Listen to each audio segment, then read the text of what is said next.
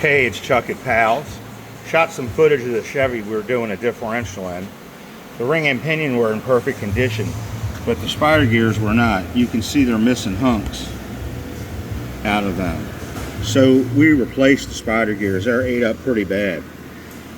Now, how that affects your differential is the axle slide into where the spider gears are, and when you're going around a turn, one wheel is turning faster than the other.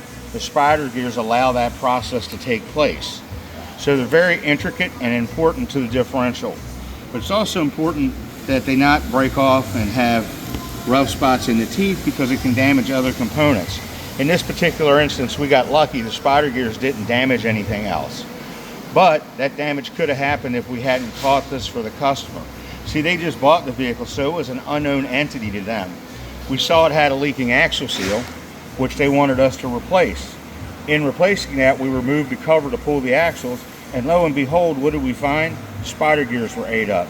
This probably saved the customer thousands of dollars from having the rear end explode.